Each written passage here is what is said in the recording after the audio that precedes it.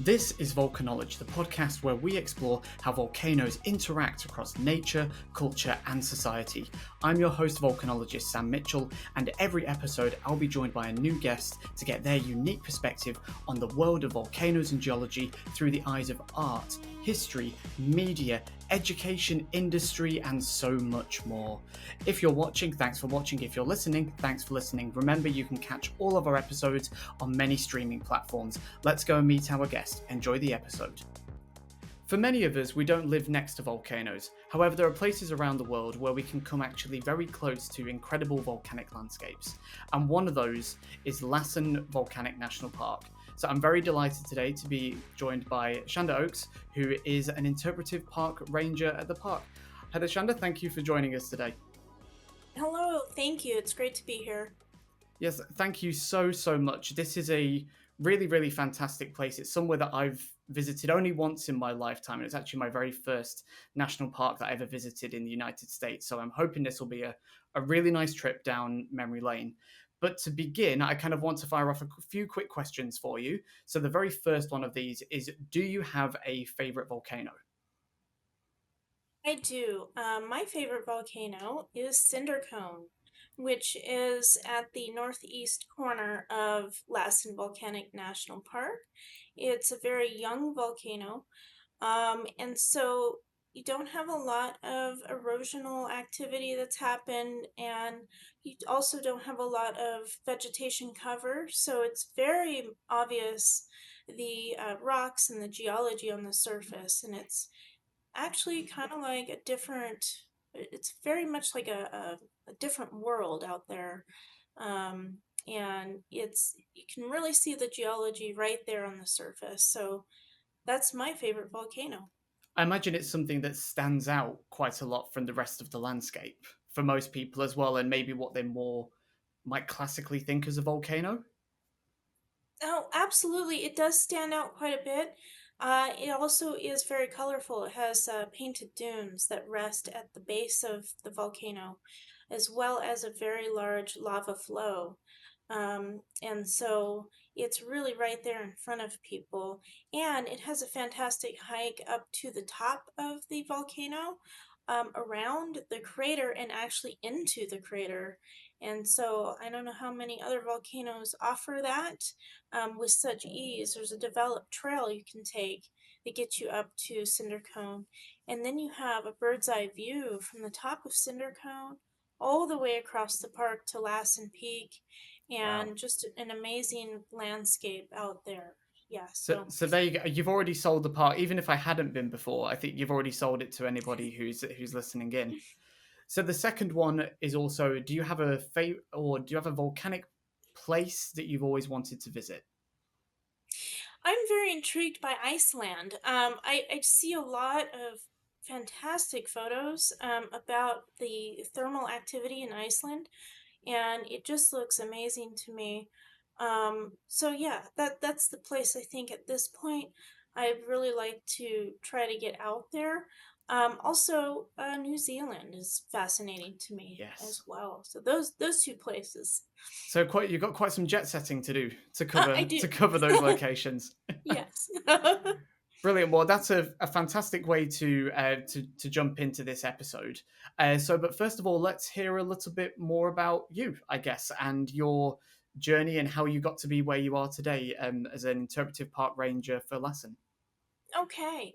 I have been in this region for over 20 years, about 25 years in the Lassen region. And I've had my job here for 23 years. Wow. So I really find it home.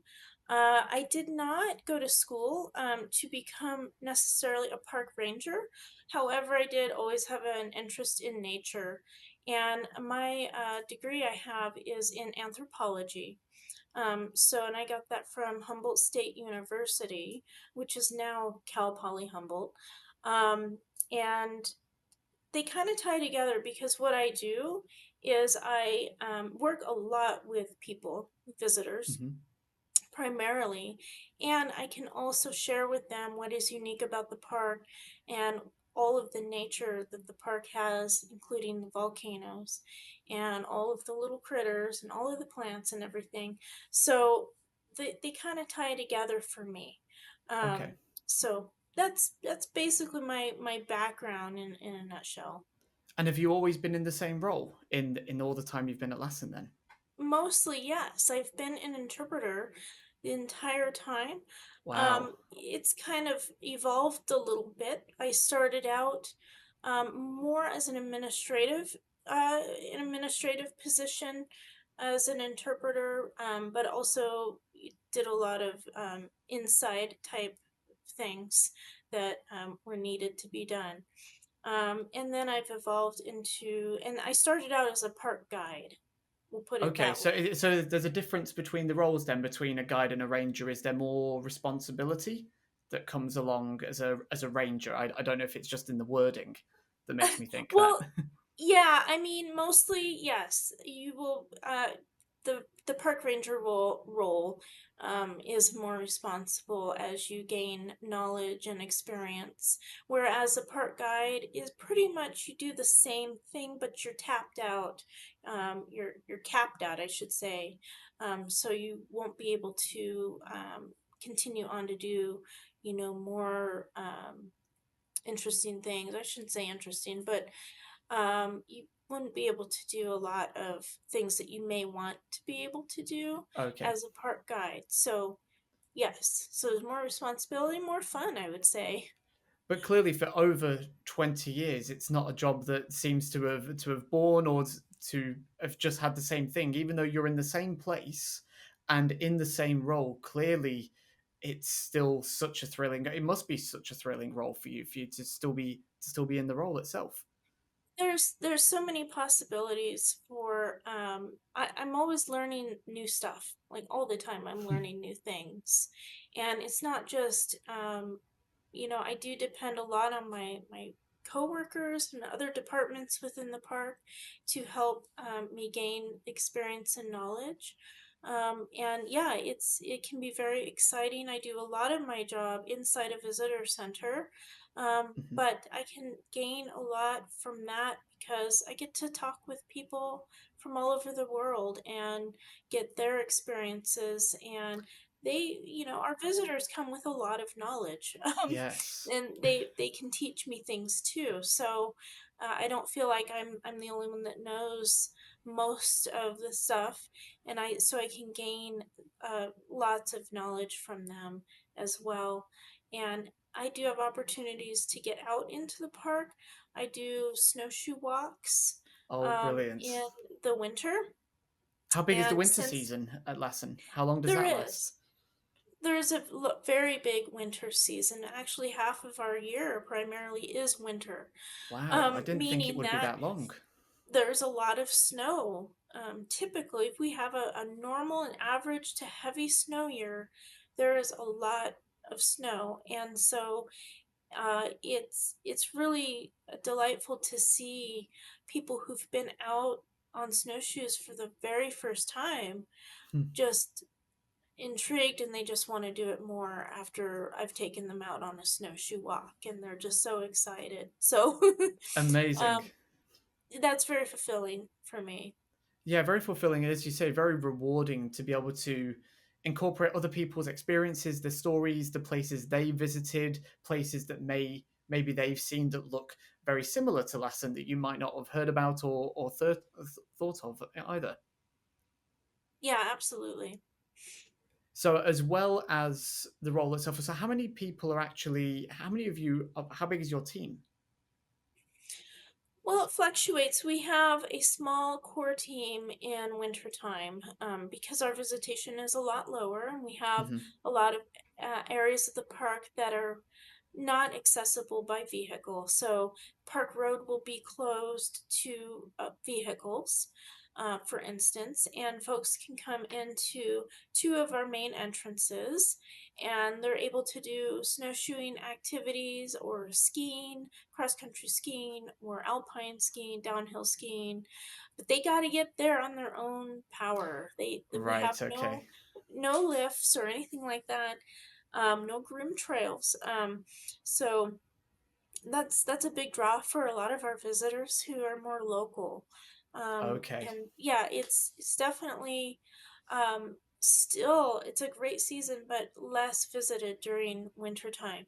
So if anyone is interested in seeing several feet of snow, come in, say, March, and you Hmm. will experience a way different landscape than you do in summertime, because all of the rocks and everything is covered with several feet of snow. So Wow. it's very very interesting to go out to one place in summertime without the snow and go out to that same place in wintertime with the snow. And the snow really changes the landscape, I've which I find always, very yeah, interesting. It reminds me of the power of our earth and how we can um, how how it really alters our landscapes, yeah. um, just through the power of a snow blanket and rain and things like that. So I feel like I could almost cap the episode off of that. That was such a profound statement about the power of the planet, but it's so, yeah. so true. One place I've always wanted to visit is the European Alps during summertime, because I've been there plenty of times in my past, but always during the winter. And I've Hmm. always just wanted to see what lies underneath that many meters of snow and ice around. So it's nice to hear that people can have that experience in somewhere like Lassen, which may be very accessible, particularly for local people. I realize I may have been remiss at actually mentioning the states that Lassen is in. So Lassen is in California. So how is about 3 hours north of the San Francisco Bay Area. Yeah, it's going to be about 3 hours north of Sacramento, about 4 to 4.5 north of the Bay Area, the San Francisco Bay Area. Okay, so there we go. For anybody visiting California, now you know exactly where to go. Hmm. So I guess now we can really move on to the almost the sales pitch of Lassen if you're meeting someone in an elevator, because if you were to ask people about volcanoes or volcanic national parks within the USA, I imagine Lassen's not the first one that leaves people's lips if they're maybe not from around the area. Places like Yellowstone, Hawaii, and Mount St. Helens, I imagine, would be the top three. So what do you think is the sell of Lassen? Well, I would say the diversity that Lassen has. We have, of course, many volcanoes. However, there's also a large amount of just natural areas with forests, mountain meadows, mountain lakes, a really diverse landscape. There's a multitude of interconnecting hiking trails as well. There's 150 miles of hiking trails. Wow. So if folks want to get that backcountry experience and go out there and do that, that's an opportunity. We have a really well maintained trail system. So those who are new to hiking um, can, Mm, be assured pretty much that they're going to be okay so long as they stick on the path. And those that are more experienced can also have that feeling of solitude by getting out there into our wilderness lands, which roughly 75% of the park is designated as wilderness. So, what that means right. essentially is that there are no roads or other infrastructure to disrupt that wilderness experience.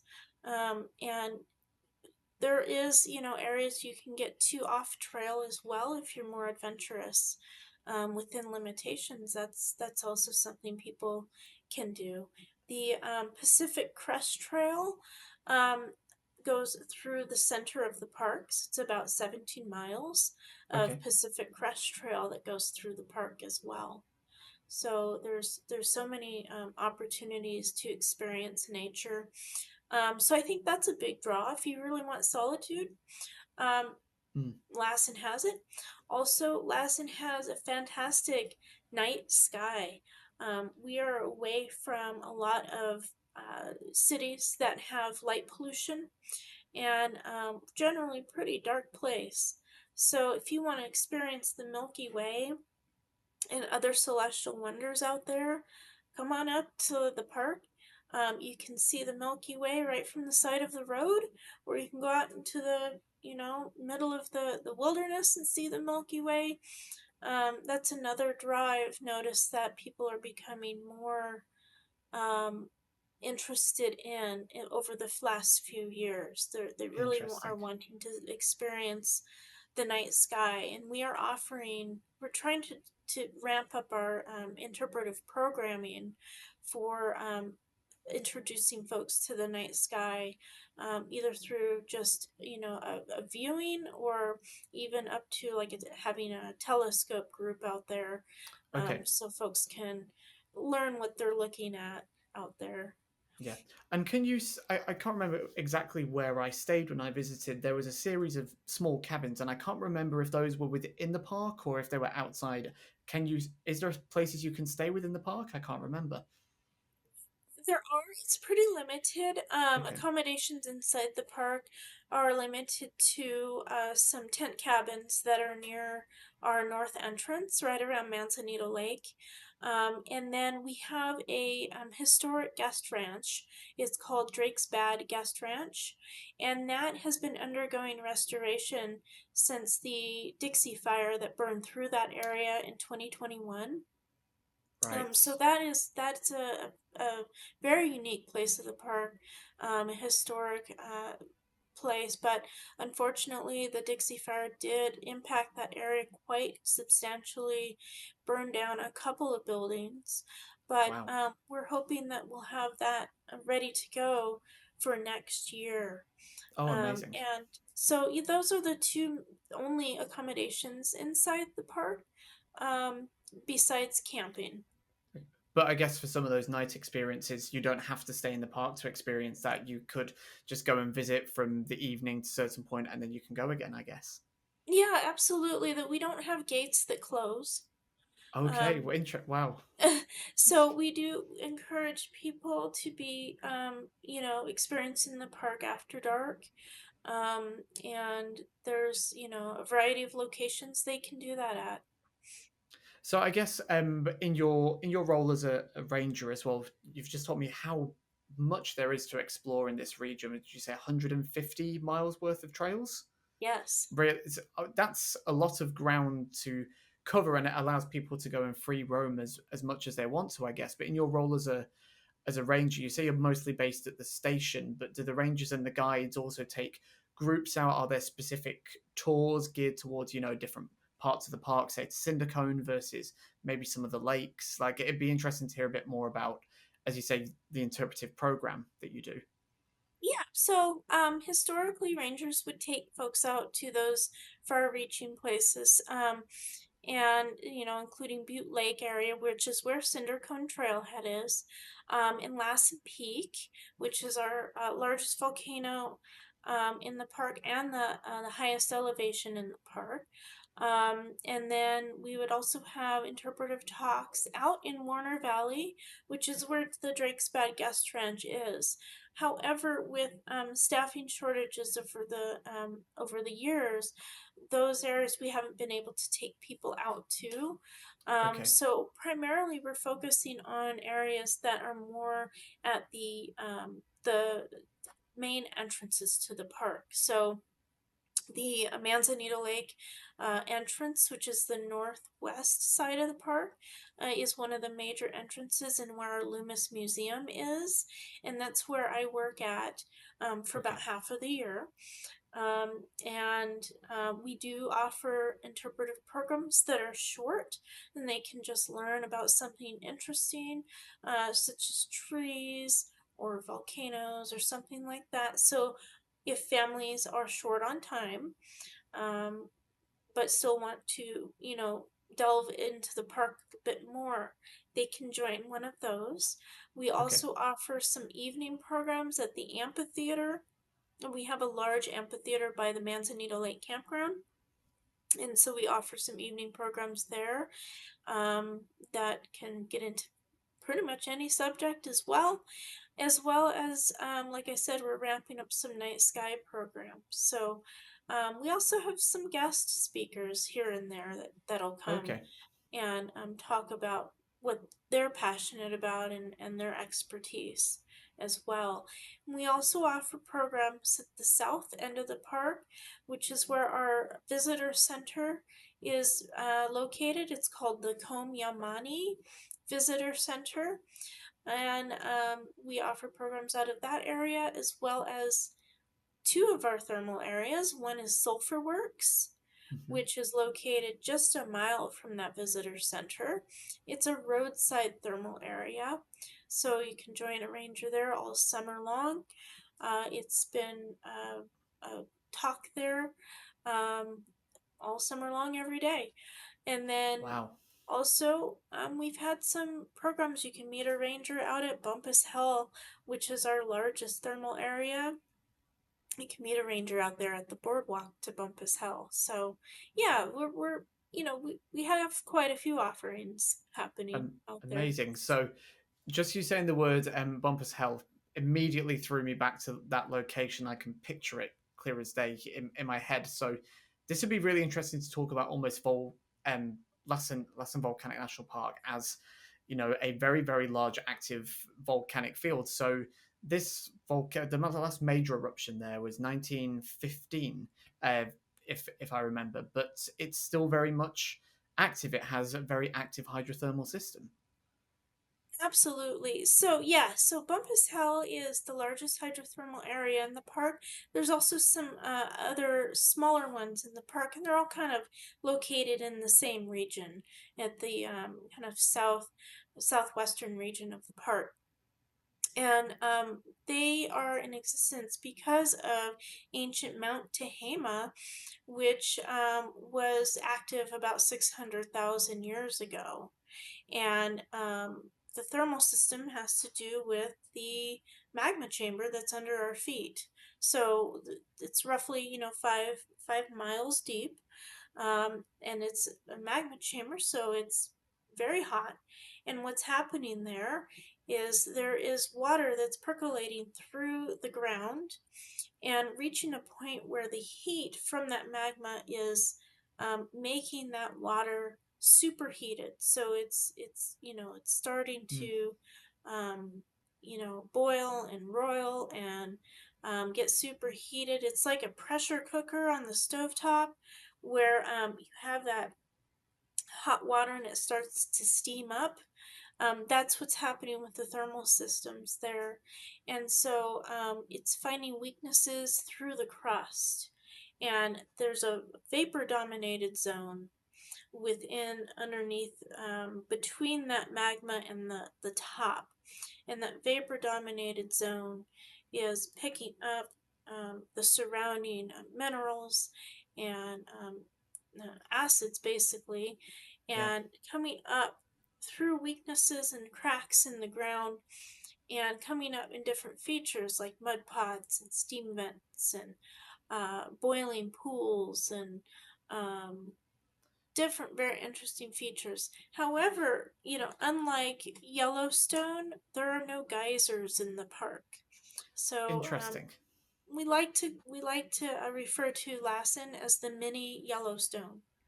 So if visitors have never been to Yellowstone or a place like Iceland, they can come here and experience a little taste of that.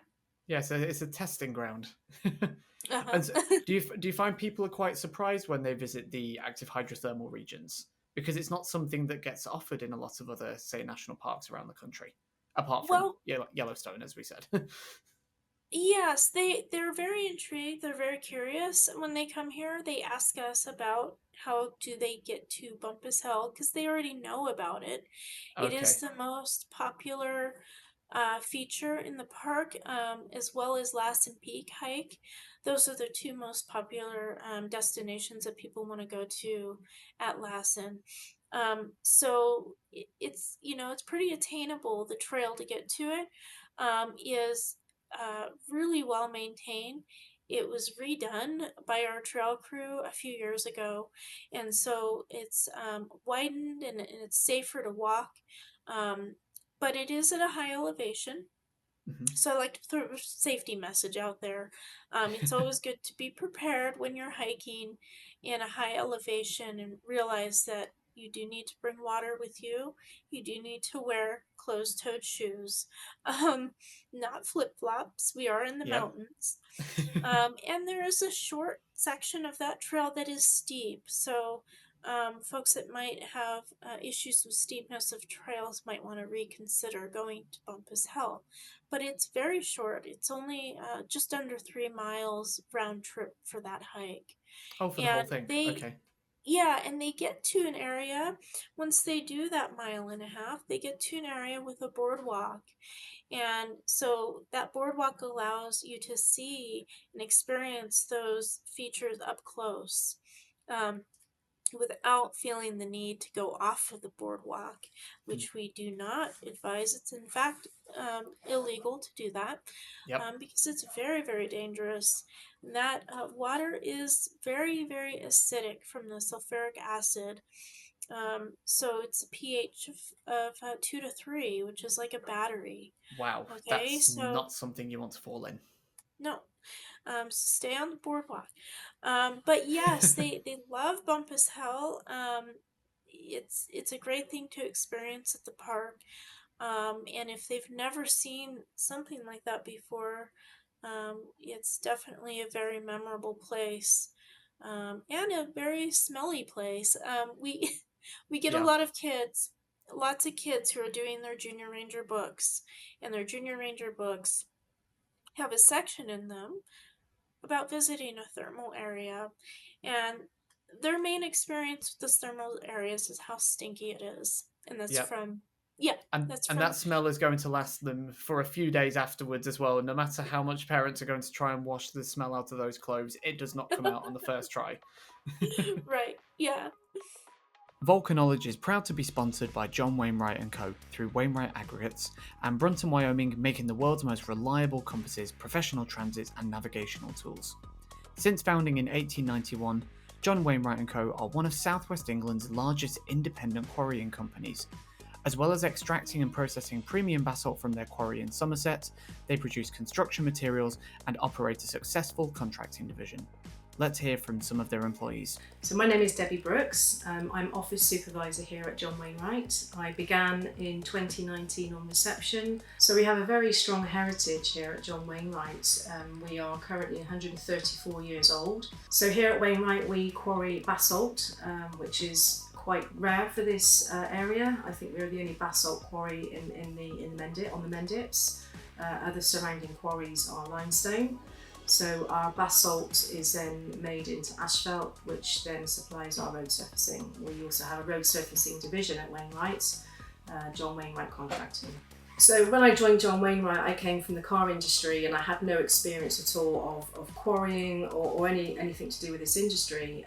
But you do learn very, very quickly. You pick up terminology. You sat on reception and listening to the radio banter, you hear things, you understand certain processes and things like that. And I think there's a very diverse profile of jobs that we have here on site. You could come here as an apprentice and become a lab tech. You could become an asphalt operative, weighbridge operative, accounts clerk, receptionist. So there really is something for everybody here at Wainwright.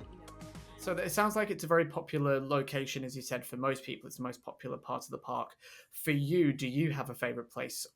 Maybe it's a secret place that you don't want people to know about, but do you have a particular spot that if you could just go and put yourself right now, is there one? That's a very common question we get at our visitor centers, and I know that people are intrigued by what the ranger thinks is the best place to go. However, it's all individual.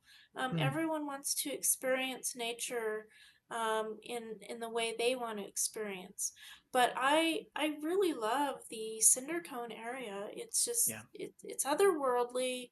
Um, and a very unique environment. It also has Butte Lake right there, which if anyone's looking for a lake to rest by, to just maybe even swim in or kayak, that's a place to go. And yeah, it's more remote in that area Yeah. of the park too. So I find that a little bit more intriguing. However, I also really love the subalpine environment of the park, the 7,000 foot level and higher. And Um, that's around Lassen Peak it itself, I would be imagine, right? around, Yeah. yeah, it'd be around Lassen Peak area. There's just a lot of different vegetation types. You get a lot of different flowers. You get late blooming flowers. Hmm. So, your flowers will be blooming there in July, um, versus, say, earlier in the season. Yeah. And yeah, I find it beautiful. That's where a lot of creeks will originate, is on the flanks of Lassen Peak. So I really like those areas. It's really hard for me as a ranger to pick one area, Yeah. um, I, because I can I imagine you have such a wide area as well, and so many different. Well, it's a constantly changing environment, and at different times and at different paces, at different elevations, for different reasons, whether it's the snowfall, the vegetation, the wildlife. So it's you could probably almost pick a different location at every point in the year. absolutely. Yes. Yeah. So it's hard for me to pick just one area. I've had many wonderful personal experiences in the park in many locations. So I think it's just finding something where, you can just experience nature pretty much just away from the road. Yeah. And I think if anyone has an appreciation for nature, they're going to find that place to be special. I seem to remember from my time going to Cindercone, there's quite a long trail through the forest initially to get there. At least this is what it was some time ago. But then I remember being at the top of Cindercone, and you can just do a full panoramic view, and you're undisturbed by wilderness view. There's no, as you say, there's no evidence of any form of civilization or society. You're just completely surrounded, and every quadrant, wedge, sector, whatever you want to call it, that you look around is a completely different landscape from those lava fields to the lake to the forest. It's incredible. Now, that's a perfect description of that area. Yes. Yeah, I remember it very fondly. I also remember it was a very hot day that we went there. That's a good point. It gets really hot out there because you're out in the sun. There's no tree cover, there's no shade, and that volcanic rock is very dark, so it does take in the radiant heat from the sun, and it does come back out at you. I've experienced that myself, where even if you're hiking in the later day and the sun is low, um, that radiant heat comes right back out at you, and you just can't cool off. So it's good to pick that hike, like a more early morning hike, or even a fall time hike, like right now. Okay.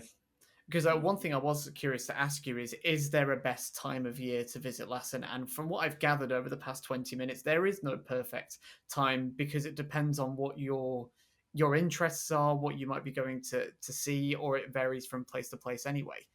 Yeah, if your goal is to get to Bumpus Hell or Lassen Peak, or the higher elevations of the park, Hmm. it's best to come in summer.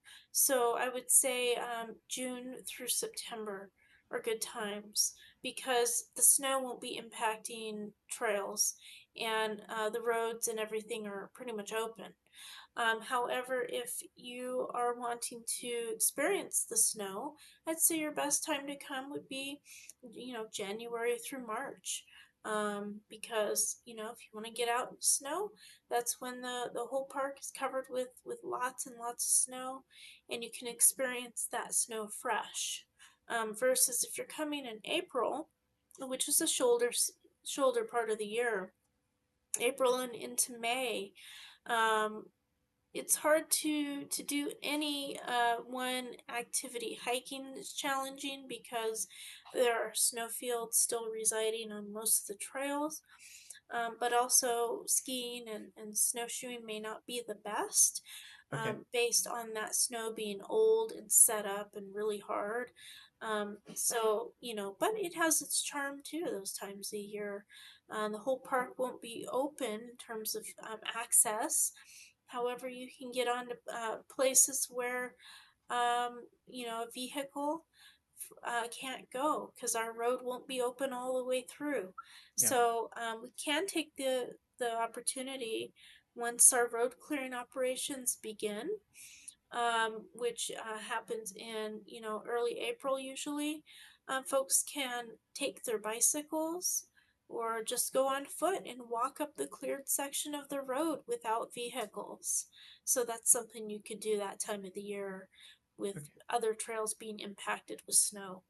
So as a reassurance to people maybe thinking about going, you want to be prepared, um, have prepared and have a plan in mind. But even if you go there and you don't have a plan in mind, there will always be something that you can go and do. Absolutely. Yeah. Yes. How bad potentially do weather conditions get out there? I guess particularly in the winter, do you have any, weather conditions that really aren't conducive to people getting out there in the wilderness where you say, you know what, for a couple of days, maybe just hold it off? Absolutely. So, yes, it can storm quite severely through winter. We do our best to keep the access areas open in Mhm. terms of plowing the road to the visitor center and to the northwest entrance at Manzanita Lake. But there are times when our plows cannot keep up with the amount of snow that might be coming down. So I would say, yeah, probably, always check the road conditions before coming and the weather forecast during those times. And Um, so is that all within the responsibility of the national park then, or the clearing the snow and making sure? Well, I guess making sure the trails are clear. I guess it would be. yeah, It's a so big hiking task. trails, yeah, so the hiking trails are covered with snow. It's all just, obscured trail. You can't find them. Hmm. So you pretty much need to be self-reliant. If you wanted to do any hiking trails, you're gonna have to do them with snowshoes or microspikes or skis, and you're gonna have to be able to find them on your own with navigation because they're not marked. Um, and so the responsibility that the park has is to keep the roads up to the visitor center, up to the northwest entrance. Our portion of road, we work. Our road crew clears that. However, Okay. in order to reach our portion of the road, people do need to drive the highways that are also impacted Ah. with snow. And so it's always wise to check the California State Road Conditions page um, before before venturing out Yeah, because in you a you might be snowstorm. you might be ready, but if they can't physically reach the park, then it's a bit of a Right. problem. And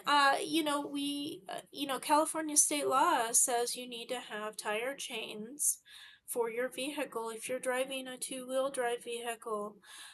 Without snow tires, especially, you do need to have tire chains, and you will need them sometimes.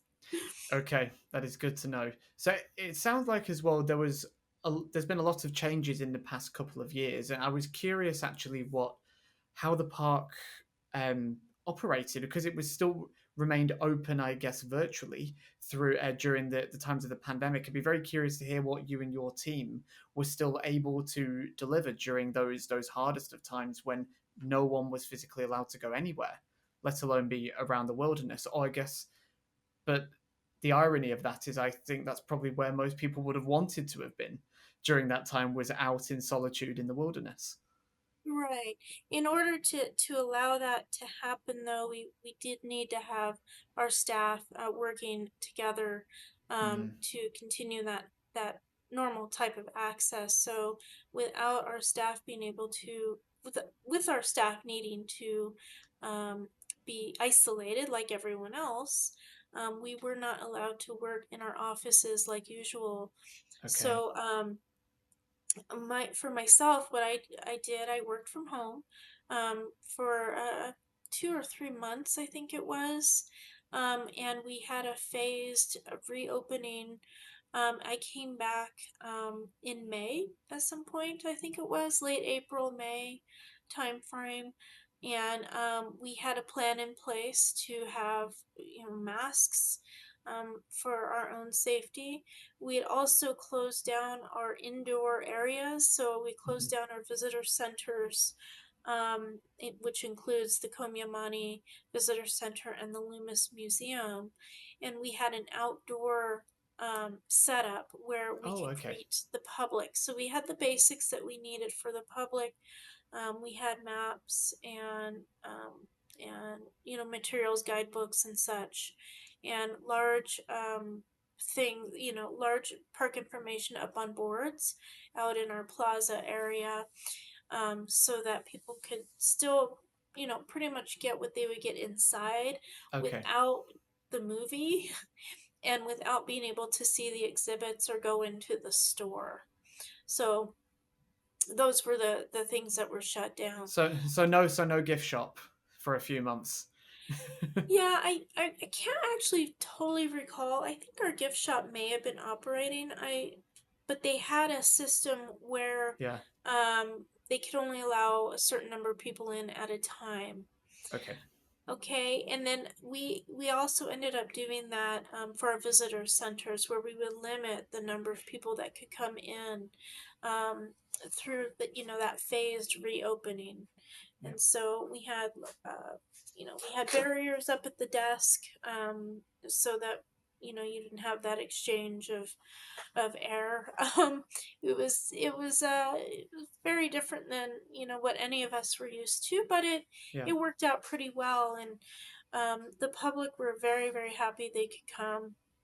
I And imagine the very first visitors coming back must have just been so excited to be able to come back. sure, and we had quite a good, if I recall properly, we had a good population returning to the parks in Lassen as well, and very happy they could get out and go hiking and do those normal type things that people want to do and they're used to doing. Yeah.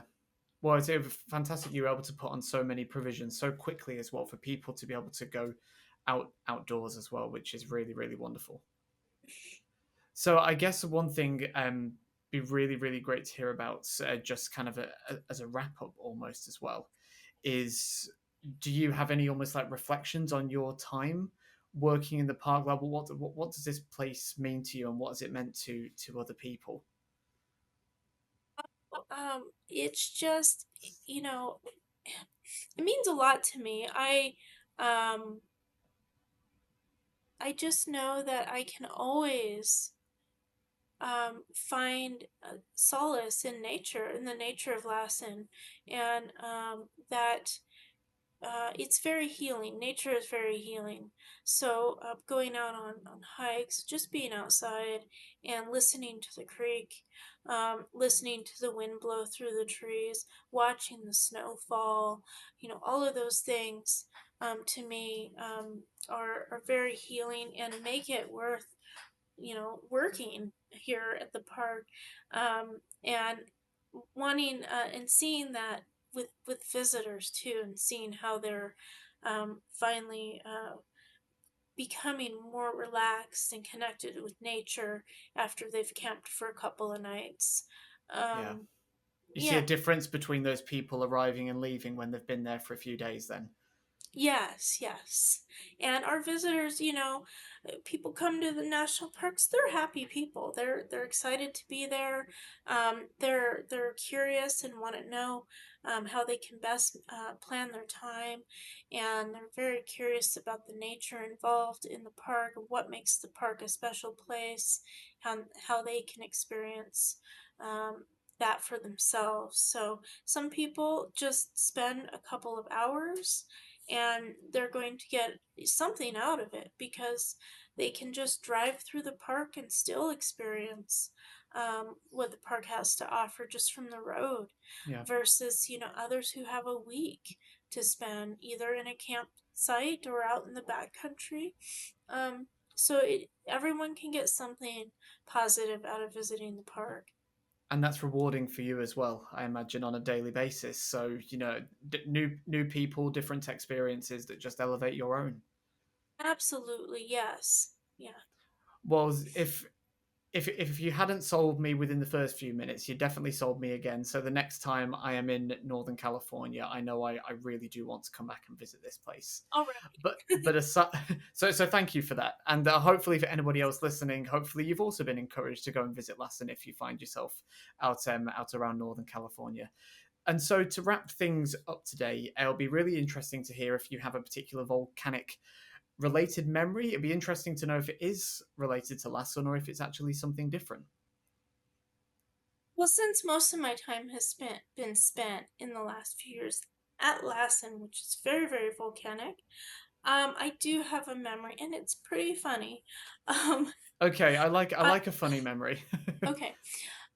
This is early on in my career. I was out talking with visitors at our thermal area sulfur works, and I had a little girl and her dad there, and shoot, the little girl was maybe about 5 years old, and she said to me, "It smells like my dad's farts," and Talk about public humiliation.